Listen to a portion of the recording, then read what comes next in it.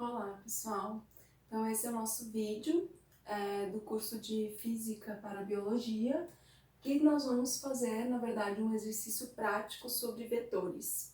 Então eu coloquei aqui um esquema, nós vamos simular, né, um deslocamento dentro de um labirinto de sebes, que são aqueles labirintos com árvores bastante altas, em que a ideia é a gente chegar até o centro do labirinto e depois procurar a saída, certo? Então, eu sinalizei aqui como a letra I, a entrada desse labirinto, o início, né, do nosso percurso, e nós vamos simular aí que nós caminhamos até a letra A, depois mudamos de direção, chegamos até B e depois encontramos a saída, que seria o ponto C. Cada um dessas direções aqui a gente vai representar como se fosse um vetor, né? Então, o vetor D1 seria de I até A, e eu coloco aqui, né, a grandeza, né, o valor desse vetor, 6 metros, e a angulação dele, 40 graus. Chamaremos ele de D1. De A até B, nós teremos o vetor D2, que tem uma grandeza de 8 metros, e um ângulo, que a gente vai chamar de θ2, de 30 graus. E o vetor D3, que tem uma grandeza de 5 metros, e este vetor ele é paralelo ao eixo X, então a gente vai considerar que ele possui aí um ângulo, né, de 0 grau. Qual que é a ideia desse exercício, né? É nós calcularmos o deslocamento total de I até C, que nós fizemos aí qual o deslocamento total dentro deste labirinto. Obviamente, este aqui é um exemplo hipotético, mas poderia ser qualquer tipo de deslocamento, né, que estivéssemos fazendo aí, calculando. Então, o que seria o deslocamento total? O deslocamento total ele pode ser calculado pela soma desses três vetores. Então, lembrando a notação, né, que a gente utiliza para representar um vetor. Então, no momento que eu coloco essa flechinha aqui em cima do nome, né, que eu estou dando esse vetor, eu estou representando este valor aqui como essa grandeza como uma grandeza vetorial. Então, o D total pode ser calculado se eu somar D1 mais D2 mais D3. Então, para eu obter esse deslocamento total, eu vou fazer a soma destes três vetores aqui. Nós vimos na aula teórica que nós podemos fazer o cálculo dessa soma vetorial a partir da decomposição de vetores, né? Então, por decomposição de vetores, eu posso aqui calcular, né, o D total em X e o D total em relação ao eixo Y, que nada mais vai ser do que se eu somar a componente X do vetor 1, do vetor 2 e do vetor 3. Opa, aqui é X. D2x e D3x. A mesma coisa eu faço para a componente Y. Então, essa seria a forma de eu calcular esse deslocamento total. Mas a pergunta é, como eu encontro D1x, D1y? Né? Então, uma forma de nós obtermos essa componente vetorial é nós representarmos graficamente este vetor, certo? Então, eu deixei aqui preparado já um gráfico x por y e nós podemos desenhar aqui neste gráfico o nosso vetor D1, certo? Então, com a mesma orientação que ele tem aqui, preferencialmente com a mesma escala, né? No meu caso aqui, eu não estou usando régua, e podemos representar aqui ainda o θ1, que é o nosso ângulo aqui, 40 graus. E aí, como vamos achar, né, as componentes x e y desse vetor? Nós vamos simplesmente, para achar a componente x, nós vamos projetar este vetor aqui no eixo X, então aqui a gente tem o D1x, né, essa magnitude aqui, né, com essa direção, e podemos projetar também, né, o D1y, aqui temos o D1y. Veja que no momento que a gente desenha, né, a projeção em x e y, a decomposição em x e y desse vetor, o que a gente obtém aqui é um triângulo retângulo, em que a hipotenusa desse triângulo retângulo é o próprio vetor D1, o cateto adjacente ao ângulo é a sua componente em X e o cateto oposto é a sua componente em Y. Ou seja, a gente está aqui trabalhando com trigonometria. Então, para eu determinar a componente D1x, eu vou trabalhar com a hipotenusa, né? Então, vou até botar aqui, ó, a hipotenusa vezes o meu seno, então eu estou trabalhando aqui com o cateto adjacente. Quando eu trabalho com o cateto adjacente pela trigonometria, na verdade eu vou estar trabalhando com o cosseno do meu ângulo, né? Então eu vou, para fazer esse cálculo de D1x, eu vou utilizar do valor da hipotenusa, que é o próprio D1, que na verdade aqui é 6 metros, vezes o cosseno, né, do meu ângulo θ1. Então, essa seria a definição de D1x, certo? O cosseno do meu ângulo. Qual que é a minha hipotenusa? Então, já substituindo aqui, o valor da minha hipotenusa é 6 metros, né? 6 metros. E o valor do meu ângulo é cosseno de 40 graus. Certo? Então, aqui eu vou obter o D1x. Fazendo esse cálculo aqui, eu tenho que D1x, né, 6 metros vezes cosseno de 40 graus, é igual a 4,6 metros. Então, essa é a componente x do meu vetor D1. Para calcular a componente y desse vetor, o que vai acontecer? Eu vou estar trabalhando com o cateto oposto ao meu ângulo. Então, D1y é o cateto oposto ao meu ângulo θ1. Então, eu vou estar fazendo o valor da hipotenusa, que é o mesmo 6 metros, né? Só que agora eu vou estar trabalhando com o seno de 40 graus, certo? Então, a gente utiliza aí da trigonometria básica para fazer essa solução. E o valor de D1y, se eu fizer esse cálculo aqui, vai ser igual a 3,86 metros. 3,86 metros. Então, aqui eu já defini, né, o D1 e o DI, o D1x e o D1y. Agora, a gente vai passar para o próximo vetor, que é o nosso vetor D2. A mesma coisa, nós vamos desenhar o vetor com a mesma escala e a mesma orientação que ele está aqui. Então, este vetor D2, ele está nessa posição aqui, D2, estou sinalizando aqui. E este vetor D2, ele está formando ali um ângulo de 30 graus. Este ângulo de 30 graus, aqui tem uma particularidade, né? Este ângulo de 30 graus aqui, na verdade, nós podemos projetar esse ângulo, porque o que acontece? A gente quer, o ângulo que a gente trabalha aqui é este ângulo aqui em relação ao semi-eixo X positivo. Qual seria aquele ângulo ali? Eu tenho o ângulo positivo que a gente conta no sentido anti-horário, então pensem neste ângulo aqui, certo? Que seria o ângulo de 300 graus aqui. Se nós fizéssemos a conta, né? Nós temos 30 graus aqui, mais 270, então a gente tem um ângulo de 300 graus ali, contado no sentido anti-horário. Se nós pensarmos neste ângulo aqui, a gente tem um ângulo negativo, porque ele está sendo contado no sentido horário, o sentido do relógio, e, obviamente, para fechar os 360 graus, a gente teria ali um ângulo de menos 60 graus, que é o que a gente vai utilizar para solucionar o nosso problema, certo?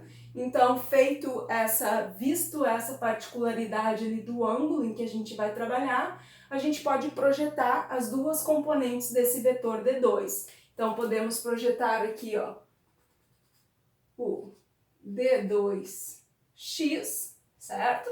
Lembrando que a componente do vetor vai ter o mesmo sinal, a mesma direção que o próprio vetor em relação ao eixo que nós estamos trabalhando. Então, em relação ao eixo x, o vetor D2 ele é positivo.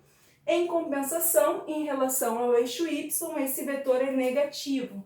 Então, se nós formos projetar o D2y, ele vai ter esse sentido aqui no sentido do eixo y negativo. E com isso nós formamos aqui um triângulo retângulo em que a hipotenusa desse triângulo é o próprio vetor D2. E podemos fazer similarmente ao que fizemos no caso do vetor D1, nós podemos calcular aí, né, D2y, que vai ser o quê? A hipotenusa, que é o valor de 8 metros, então a hipotenusa, 8 metros, vezes o cosseno do ângulo menos 60 graus. Certo? Então, esse valor aqui, se nós calcularmos, vai nos dar aí um valor de 4 metros. Então, D2y, opa, aqui desde o início é D2x, tá, gente?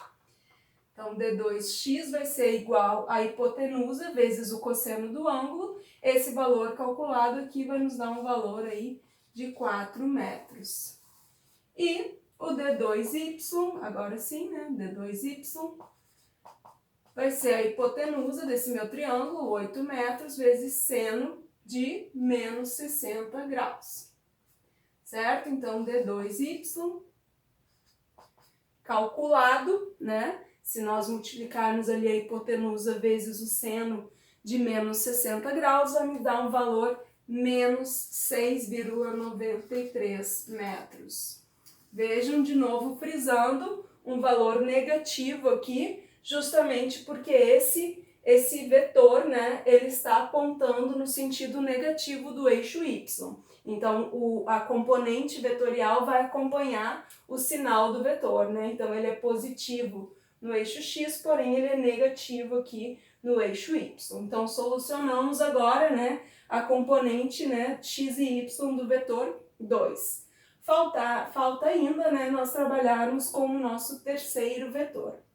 Este vetor, ele é paralelo ao eixo x, né? Então, ele possui aí um valor de 0 grau em relação, né, o valor dele, né, em relação ao eixo x, por ele ser paralelo, vai ser igual a 0. Lembrando que a gente está sempre medindo este ângulo em relação ao eixo x positivo. Então, eu nem vou desenhar, né, mas a gente tem aqui que D3x vai ser igual a nossa hipotenusa, aqui nesse caso, né, 5 metros, a grandeza, né, deste vetor, 5 metros, vezes o cosseno do ângulo, que é o ângulo 0 grau, certo? Quanto que é o cosseno de 0? O cosseno de 0 é igual a 1. Então, a gente tem que D3x vai ser igual aos 5 metros, que já era de se esperar, né? E o D3y vai ser igual a 5 metros, vezes o seno do ângulo de 0 grau. Seno de 0 é igual a 0, então D3y é igual a 0 metros. Então, fechamos aí, né? Temos as duas componentes dos 3 vetores e podemos calcular finalmente este D total em x e D total em y. Ou seja, a gente pode simplesmente somar, né? D1x mais D2x mais D3x e vai nos dar o valor de D total x. Este valor aqui é 13,6 metros. E o D total y, que seria esta soma, né, das componentes y dos 3 vetores, vai nos dar um valor aí de menos 3,07 metros. Ora, vimos aqui que este vetor aponta no sentido negativo do eixo y. Podemos, inclusive, né, desenhar este nosso vetor deslocamento aí, né? Então, nós temos aqui o eixo x, o eixo y, e temos o nosso vetor aí, D total, né? Que vai ser esse vetor aqui, D total, em que nós temos a projeção aqui, né? Do D total y, que é negativo, e a projeção do D total x, que está no sentido positivo. Desenhamos aqui o nosso triângulo retângulo. A única coisa que poderíamos ainda fazer é calcular este ângulo θ aqui, certo? Pela trigonometria, novamente, a gente sabe que a tangente, né, de θ é igual ao cateto oposto, D total y, sobre o cateto adjacente, d total x. Ou seja, a gente vai dividir, né, menos 3,07 metros dividido por 13,60 metros. E vamos fazer, na verdade, aqui, né, essa daqui é a tangente, eu me adiantei aqui, né, fui querer escrever por extenso os valores. Na verdade, o que eu quero aqui, né, quando eu faço a tangente de θ, o cateto oposto sobre o cateto adjacente, o que eu quero conhecer é θ. Então, na verdade, o que eu vou fazer é o arco tangente de θ do cateto oposto, agora sim, né, o arco tangente de θ de menos 3,07 metros por 13,60 metros. E aí, este ângulo aqui vai me dar 12,07 menos 12,7 graus. Então, na verdade, o meu θ vai ser igual a menos 12,7 graus. Vejam, um ângulo negativo, assim como nós trabalhamos lá no vetor D2, né? O que esse ângulo negativo está dizendo? Ele está dizendo que ele está sendo contado, né, este ângulo, a partir do eixo x positivo no sentido horário. Então, por isso que ele aparece aqui negativo para nós, certo? E realmente a gente enxerga aqui que faz sentido esse valor numérico aí de 12 graus pela figura que a gente projetou. E assim nós definimos o vetor deslocamento d total com as duas componentes, né, em x e y. Podemos ainda, obviamente, calcular qual é o valor de d total realmente, que ainda não fizemos, né? Então, o d total ele vai ser o quê? O d total, a gente está falando de um triângulo retângulo, né? Eu quero o valor dessa hipotenusa, então o d total, na verdade, vai ser a raiz do d total x ao quadrado mais o d total y ao quadrado. Quando eu faço esse cálculo aqui, aí sim, realmente eu acho a magnitude do vetor deslocamento.